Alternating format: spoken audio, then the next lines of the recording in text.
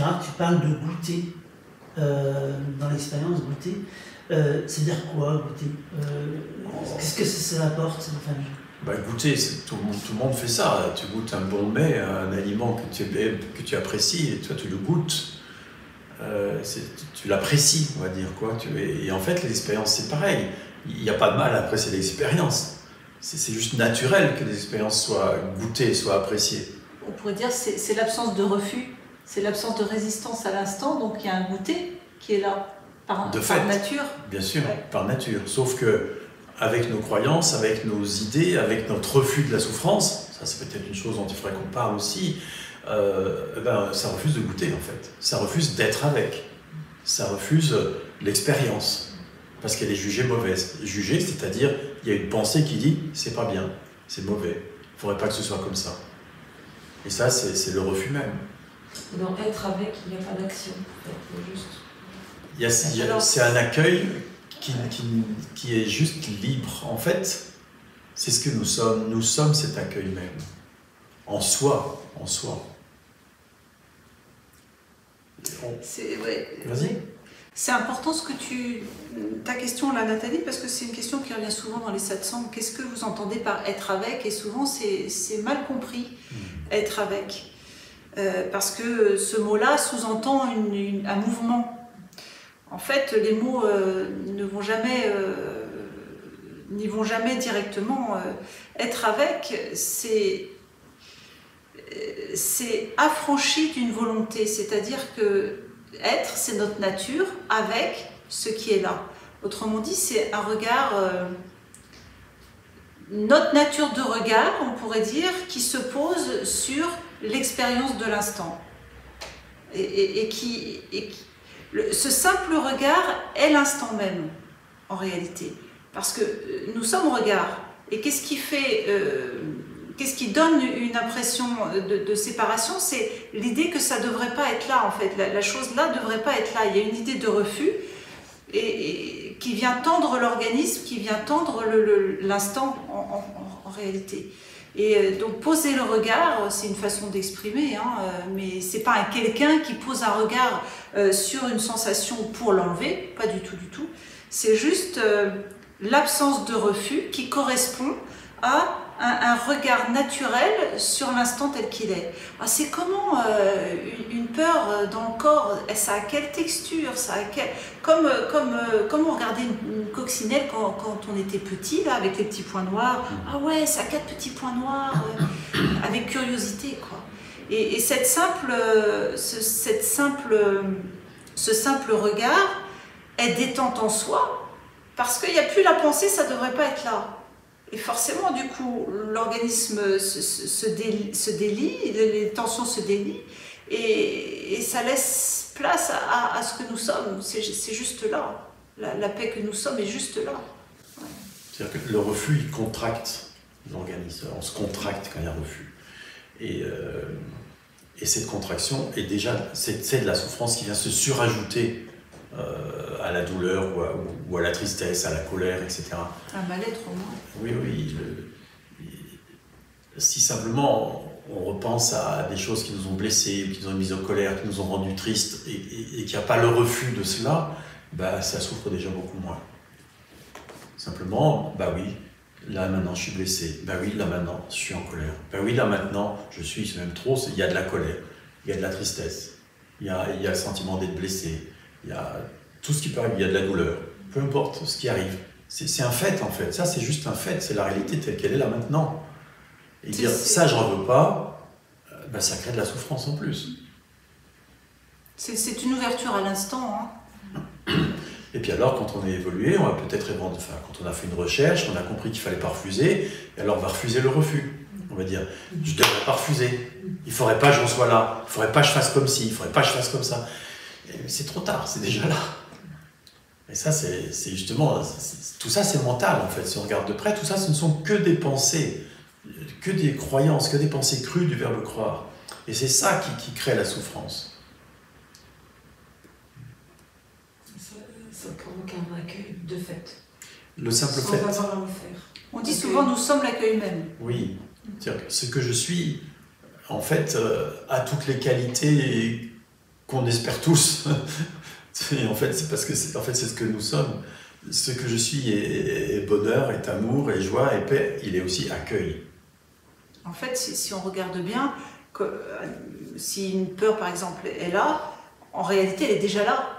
On l'exprime, mais elle est déjà là. Donc, vouloir qu'elle ne soit pas là, c'est trop tard. Elle est déjà là dans le champ. Et en fait, il y a une pensée qui vient se superposer, mais je veux pas. Mais c'est juste une pensée, parce qu'elle est là. De toute façon, c'est trop tard. Et sauf que je veux pas, c'est aussi trop tard. C'est déjà apparu. Et donc, lutter contre je veux pas, c'est pas la peine non plus. Je veux pas. Ah bah oui, je veux pas. Et ça vit comment dans le corps, je veux pas? Dans ce cas-là, on va s'intéresser à ce refus, quoi. Et ça, c'est quelque chose d'essentiel, ça. On peut dire aussi c'est ok que ça veuille pas. Bien sûr. Ou c'est ok que ça Exactement. souffre. C'est ce qui est.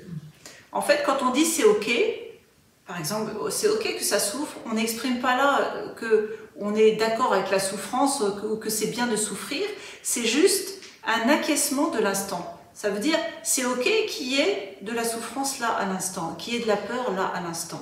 C'est juste l'instant tel qu'il est. C'est ça ce que ça signifie. Le bouddhisme zen dit souvent, c'est bien ainsi.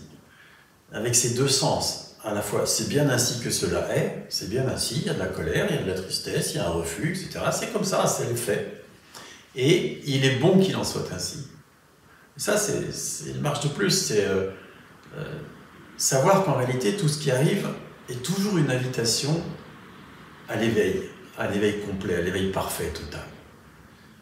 Et ça, c'est ce qui m'a été donné de voir dans cette expérience mystique dont on parlait tout à l'heure.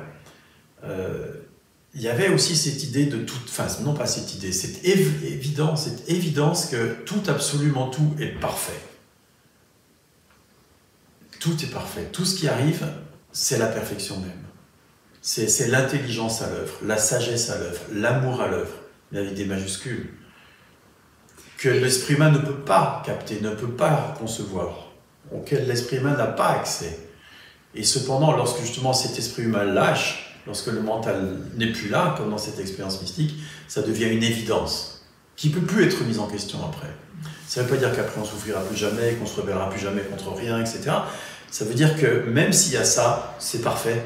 Et on ne peut pas discuter avec ça. D'ailleurs, qui serait-on pour discuter avec ce qui est de ce qu'il manifeste? Ça n'a pas de sens. Quand on explique que tout concourt à l'éveil total, ça peut paraître contradictoire avec ce que tu viens de dire, à savoir tout est déjà parfait.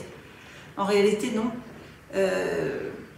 Tout est parfait en soi et simultanément, quand une colère apparaît, il n'y a pas de syntonie à ce moment-là, on pourrait dire apparemment, entre la connaissance pure que tout est parfait, mais pourquoi est-ce que l'organisme, est-ce que vit l'organisme, comment ça se fait que l'organisme vive une colère alors que tout est parfait? En fait, à ce moment-là, il y a un refus, donc tout n'est pas parfait. Apparemment. Parce que le refus est parfait lui aussi. En réalité, à ce moment-là, dès qu'il est perçu ça, ou dès que c'est intégré, l'organisme vient se mettre en syntonie avec la connaissance. C'est la raison pour laquelle on parle d'apparente progression, mais en fait, c'est les deux simultanément. Simultanément, tout est déjà parfait, et simultanément, apparemment, dans la manifestation, c'est comme s'il y avait un déploiement. Les deux simultanément. Un parfait déploiement. Ouais. Il y a cette colère, cette tristesse. Ok, faut pas lutter contre. C'est ok, c'est parfait. Faut pas lutter mais contre. là, cette colère. Faut pas lutter contre, c'est déjà J'en fais trop. quoi? Il faut pas lutter contre, c'est déjà trop. Mais oui. Donc, Parce que c'est encore un truc rajouté, c'est pas la peine. Si ça lutte contre, ça lutte contre. La colère est là, oui, la colère est là. Le refus est là, oui, le refus est là. Et alors? Mais j'en fais quoi? C'est une pensée, tu vois, liée à l'idée d'un moi. C'est aussi de trop. Exactement, et c'est l'idée que c'est pas bien comme ça, qu'il faut changer quelque chose. Il y a un problème à solutionner. Et s'il n'y avait pas de problème? Et si l'invitation était juste au regard, à être avec ce qui apparaît là, à être avec la colère, à être avec le refus. Comme disait Marion tout à l'heure, comment ça vit dans le corps? Comment ça vit dans le corps, le refus? Où est-ce qu'elle est la tension qui dit « je refuse, je veux pas » Probablement dans les mâchoires, par exemple. Et la colère, aussi souvent la colère dans les mâchoires. Elle est où dans le corps, la colère? Comment elle se manifeste? Et regardez ça de très près, cette sensation. Vraiment être avec la sensation, sans jugement, comme un enfant qui regarde une coccinelle, comme disait Marion. Et justement, dans cette présence à la sensation, à la manière dont elle manifeste, est-ce que c'est une seule sensation ou plusieurs sensations? Peut-être les mâchoires sont crispées, mais la mâchoire crispée, c'est pas une seule sensation en réalité. Il y a plein de petites sensations les unes à côté des autres si on y regarde de près. Et ces sensations, elles vont et viennent à toute vitesse. Et si on regarde ça de près, qu'on regarde à un moment donné, ben, comme toute expérience, ça s'en va. Si elles sont vécues pleinement, elles s'en vont beaucoup plus vite. C'est une expérience directe que j'en ai faite. Et si donc on regarde cette sensation de près, qu'on l'explore, comme un explorateur explore la forêt vierge, on explore la sensation comme ça, de très très près. On la regarde comme un scientifique qui cherche de nouvelles plantes, ou qui cherche à découvrir un nouvel insecte, ou des choses comme ça, des toutes petites choses, et on va regarder de très près cette sensation. Et comment ça se manifeste de très près, très très près. On abandonne toute idée à propos de la colère, du refus ou quoi que ce soit d'autre, juste l'exploration comme ça. Et ça aide grandement. Et il n'y a pas une tentative de solutionner quoi que ce soit. Surtout ne pas faire ça pour que ça s'arrête, parce que sinon, il y a la volonté que ça s'arrête. Et la volonté que ça s'arrête, elle s'exprime comment dans le corps? Et alors s'intéresser à la volonté que ça s'arrête. Et regarder ça de très près. C'est ce qu'on appelle le regard.